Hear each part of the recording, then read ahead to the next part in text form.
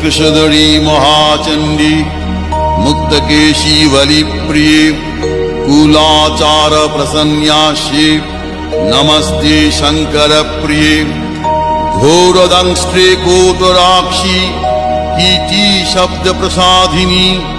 घोर घोर रवास्फारे नमस्ते चित्तवासिनी बंधुका पुष्प शंकाशे त्रिपुरे भयनाशिनी भाग्योदय समुत्पन्ने नमस्ते वरवन्दिनी जय देवी जगद्धात्री त्रिपुराद्ये त्रिदेवते भक्तेभ्य वरदे देवी महिषग्नि नमोस्तुते घोर विघ्न विनाशाय कुलाचार समृद्धये नमामि वरदे देवी मुंडमाला विभूषणे रक्तधारा समाकीर्णे करकांची विभूषिते सर्वविघ्न हरे काली नमस्ते भैरव प्रिये नमस्ते दक्षिणामूर्ते काली त्रिपुर भैरवी भिन्नांजन चय प्रख्ये प्रवीण शव संस्थिते गलत्सनित धाराभि स्मेरानन सरोरुहे पीनोन्नत कूच द्वंद्वे नमस्ते घोर दक्षिणे आरक्त मुख शंताभि नेत्रालीभिर्विराजिते शवद्वय कृतोत्वंशे नमस्ते मदविह्वले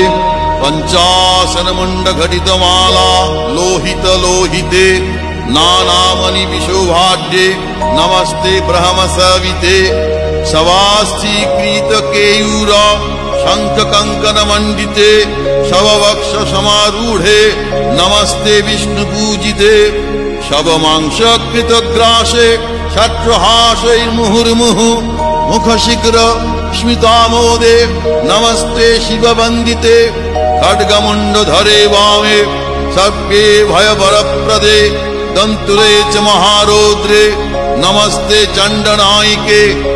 त्वंगति परमा देवी त्वंगमाता परमेश्वरी त्राहि मां करुणाशार्दे नमस्ते चंडनायिके नमस्ते कालिके देवी नमस्ते भक्तवत्सले मूर्खतां हर मे देवी प्रतिभा जयदायिनी गद्य पद्य मयिंगवाणी तर्क व्याकरणादिकम्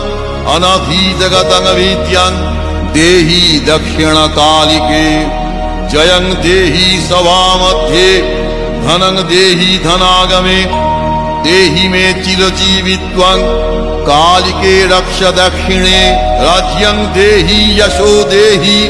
पुत्रां दानं धनं तथा देहान्ते देहि मे मुक्तिं जगन्मातः प्रसीद मे ओम मंगला भैरवी दुर्गा